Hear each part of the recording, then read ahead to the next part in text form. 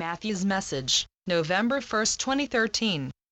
With loving greetings from all souls at this station, this is Matthew. You would feel greatly uplifted about the state of your world if you could see Earth as we do, sparkling and glowing ever more brightly as her balance improves with each release of negativity. Although the extremes of duality still are in play on the planet, many positive scenarios are unfolding. Mainstream media still sensationalizes disasters, dissensions and scandals. However, you also have seen their reporting of constructive happenings.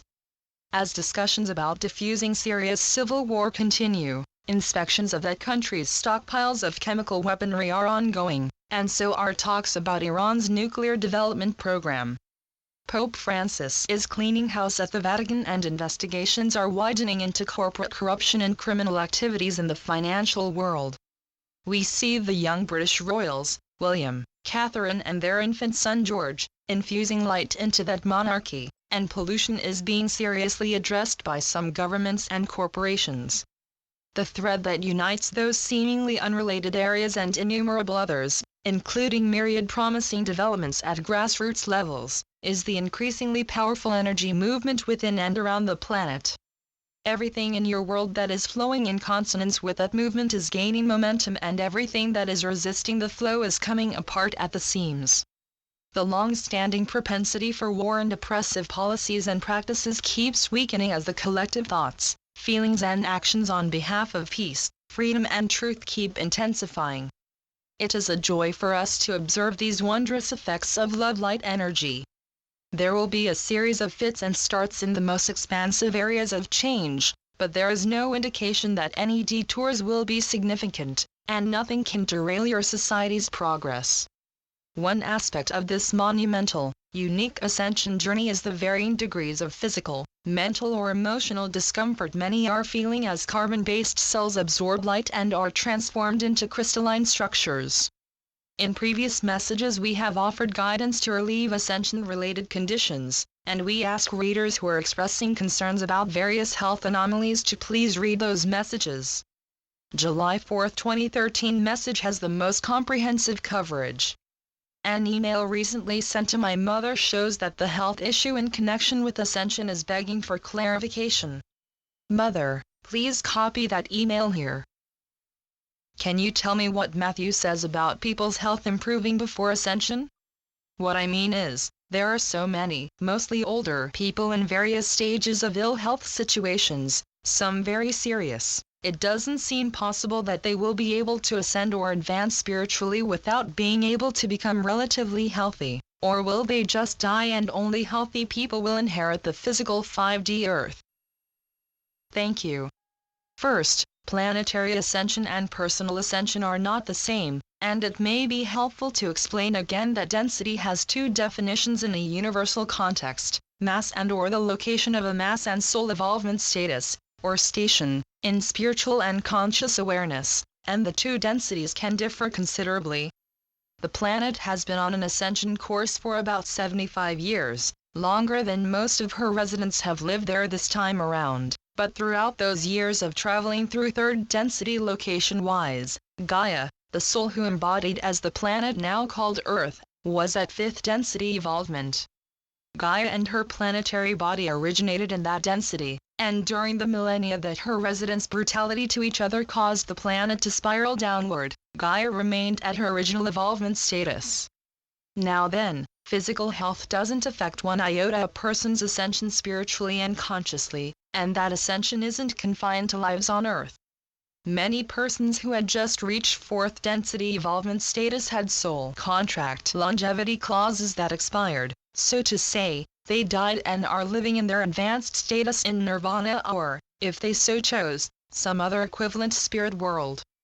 As the planet travels through fourth density, her residents who have evolved to that density spiritually and consciously will keep on ascending with Earth if that is in accordance with their contract lifetime span. If not, their bodies will die and they will continue their ascension journey in a spirit world until they decide where they want to reincarnate. Some of you have heard that when Earth left third density, she entered fifth, as if number 4 has no part at all in the process. We use your numbers only to indicate advancement, whether in location or soul evolvement, and there's no skipping any progressive stage in either. Just as it isn't reasonable to expect a child who has learned ABCs to read a dictionary, it's not reasonable to expect a leap from your current abilities directly into mastery of communicating telepathically, manifesting and dematerializing objects, traveling astrally and achieving perfect health in body, mind and spirit. Indeed, everyone has the innate capacity to perform all of those marvels, but it's necessary to develop the ability to do so, and each soul will do that in the comfort of its own timing. Other health-related questions are about the radioactive water flowing from Japan's Fukushima nuclear facility and the safety of food grown in the vicinity. Our space family's few teams of 4 or 5 members each who are near the facility are working in tandem with crews and ships hovering overhead to reduce the water's toxicity to the greatest extent possible. Their technologies are far advanced from your own, but they aren't designed to eliminate every bit of toxicity in fruit and vegetables from areas of radioactivity, so it is sensible not to eat produce grown near the nuclear plant. Now we shall address readers' interests in a number of matters that pertain to the United States. Not only are happenings there a reflection of what is going on to some degree all around your world, but everything that happens anywhere on Earth affects everything everywhere in this universe. The citizenry's anger about the hardships many incur due to the government shutdown shows growing intolerance of elected officials in action due to stubborn divisiveness. Individuals within that government and all other democratically elected bodies will be changing from self-service to working in unison for the well-being of their country's peoples. This won't happen in one fell swoop, but officials who stubbornly resist the love-light energy will lose out by one means or another, and eventually all elected public servants will be acting within that energy. Ending the reign of tyrants will come more slowly, but that also is predestined. No serious repercussions in foreign relations will result from the National Security Agency's intelligence gathering. Any indignant, surprised reaction is simply a public performance. Not only is it well known that spying is ubiquitous, but nations that are allies share the intelligence they've gleaned, and no national leaders are naive enough to think that they personally are exempt from surveillance. The energy around this brouhaha is strengthening the energy set in motion by all the whistleblowing everywhere and ultimately will lead to multinational trust in harmonious cooperation. For 2 reasons high-ranking military officers were relieved of duty. The down-to-earth reason is, they had been acting under Illuminati orders, which included massive-scale terrorism using missiles with nuclear warheads. Thanks to our universal family's technology, all of those attempts were futile. In keeping with Creator's stipulation that there will be no more nuclear detonations in space, God authorized that intervention. Energetically speaking, the officer's removal was a natural step toward demilitarizing your world. This immense undertaking cannot be accomplished quickly, but that step is a welcome beginning. As for the Illuminati-controlled CIA faction, it will be on the way out. Those individuals have been responsible for Black Ops, the most destructive terrorist activities. You know about the few that have been successful, most notably 9/11, but not publicized are the many attempts in hotspots around the world that have been thwarted by extraterrestrial brothers and sisters living among you.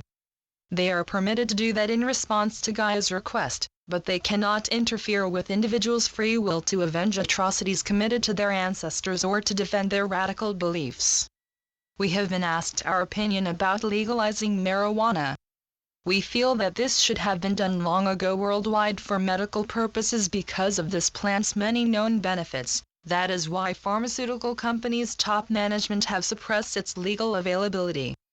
As for giving our young people authorization to use drugs, we see this as we do your social issues such as excessive drinking, gambling, overeating, sexual promiscuity, gang warfare and bullying, matters calling for strong parental guidance and individual self-discipline. And, as light within the populace increases, problematic behavior will diminish, then cease. To the numerous readers who cite specific actions by President Obama and ask if he still is a light being, yes, he is. We stand by everything we have told you about him because it is the truth. We say as well that third density consciousness can discern light in a person or a situation. Although Earth and all of her residents are in fourth density location-wise, the majority of the populace still is within third density awareness-wise. And to answer one reader's question, no, an Illuminati-programmed clone of the president has not replaced the person. Absolutely, there has been sabotage, as one reader expressed it, and another questioned.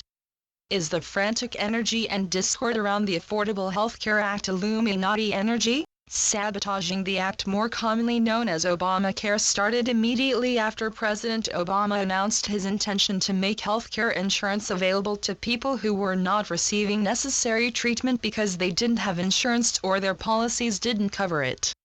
Illuminati members of Congress, in collusion with their counterparts in the medical establishment and pharmaceutical and insurance industries, started overt and covert campaigns to doom the president's efforts. The result is legislation that is bare bones of his original plan.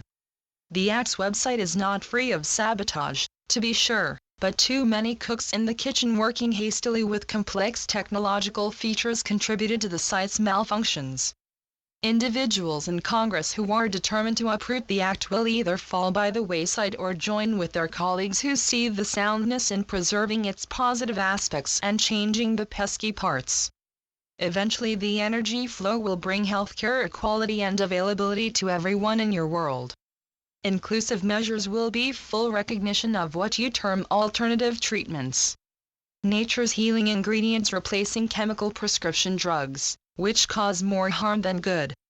Reasonable costs for hospitalization, outpatient care, and helpful medications. In time, as your society keeps advancing, neither money nor insurance will be in your healthcare picture. As for the many questions about the national economy, I have asked my mother to copy a particular email to show how far afield of actuality some information being disseminated is. Only the name will be omitted to preserve that individual's privacy. Blank's source at the Department of Defense says that they've put something in the water and our food, and that when they trigger the cell towers or fly drones they can detonate what we've ingested, and it will give us flu-like symptoms within 2 days and then death in 10 days after. This is to control the riots of people when the economy completely crashes any time from now through 2014. Is there truth to this? Thank you, Mother. There is no truth whatsoever to that outrageous claim, and any grave concerns about the collapse of the U.S. economy are needless. When the Federal Reserve System and the Internal Revenue Service are exposed as wholly owned Illuminati agencies that have been manipulating economies worldwide, their operations will cease. Then you shall see that the United States debt is as fictitious as is your global economy. Long ago, the entire economic system became only a whir of wire or computer transactions, trading in stock markets, buying and selling currencies, mortgages from lending institutions, credit card accounts with usurious interest rates. All of that financial activity was designed to keep enriching the wealthy, and none of it has had a solid foundation.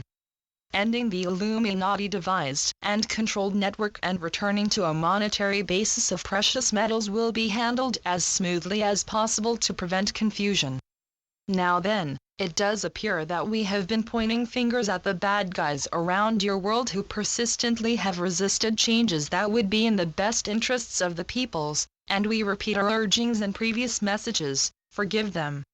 This does not mean condoning their actions.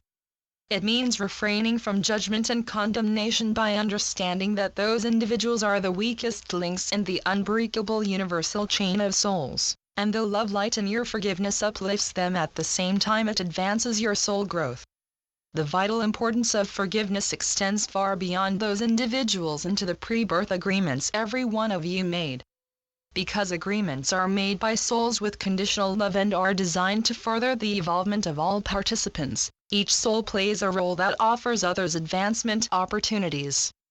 Persons whom you may resent deeply for what you perceive as cruel, unfair treatment may be fulfilling perfectly their agreement to provide you with that experience. Please do not forfeit your growth opportunity by holding on to resentment or bitterness. Understand, forgive, and feel grateful that you have completed the karmic lessons you chose and they provided.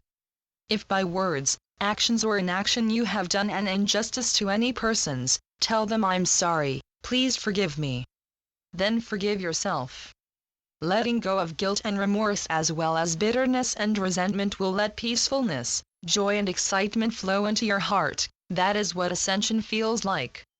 Light beings throughout this universe are embracing you with unconditional love as we cheer you ever onward. Love and peace. Channeled by Suzanne Ward.